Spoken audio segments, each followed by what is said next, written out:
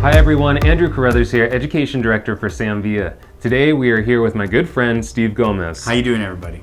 Steve is one of the premier business coaches in our industry. He's coached over 200 salons, so we're really lucky to have him here to share some great business tips with you. Today we're talking about the very commonly overlooked consultation. And this is a 3-part series. If you missed part 1 and part 2, check the information box below. We'll have the links ready for you. So get us started. Steve, where do we go for part 3? Well, we've talked about time perception. We've talked about the importance of being prepared. Now we're actually in the conversation with our customers. And to me, it's all about the type of question that you're asking. Checking in with what they've gotten done before, ensuring that they're happy is one thing. But our commitment is to exceed their expectation. A great question to ask that I learned was this question: when was the last time you really loved your hair? This is a very powerful question.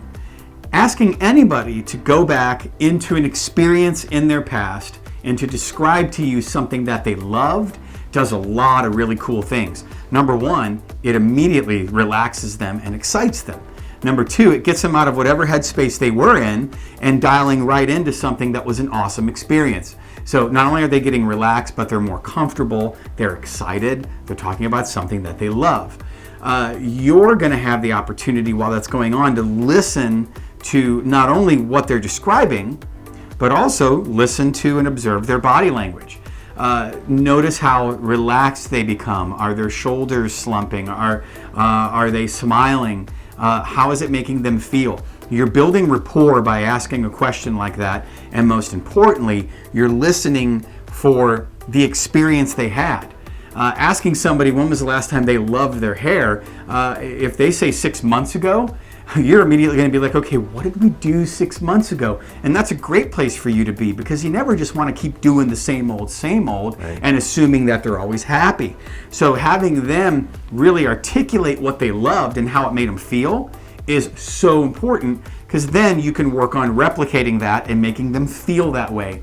In fact, when we were talking about this yesterday, I asked you that question, and you immediately went back to a few years ago when Jeremy had done your haircut back in Utah, and you immediately relaxed and went into this great headspace about it, right? Yeah, I mean, when you asked me when was the last time I loved my hair, I pictured myself in my good friend Jeremy McDougall's chair at Lunatic Fringe, and I felt the same feeling in that moment. It was really cool. You took me right back to it.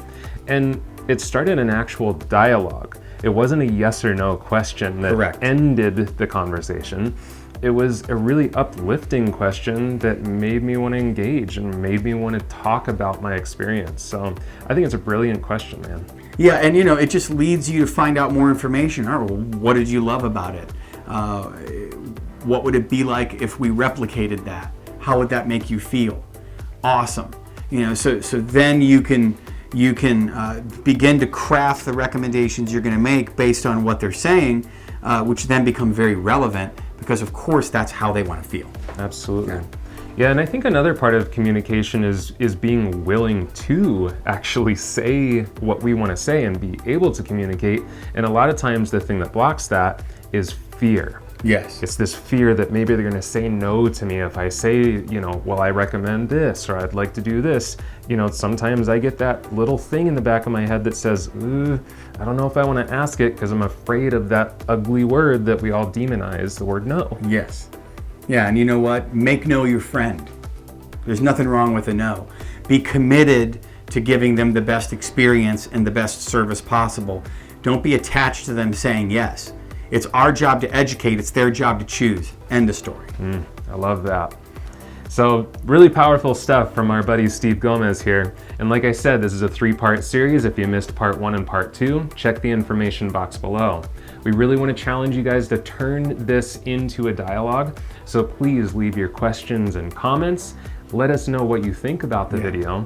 But also let's get best practices going. So if there's something that you think could benefit this, a question you ask that's a phenomenal one to ask, Put it down there.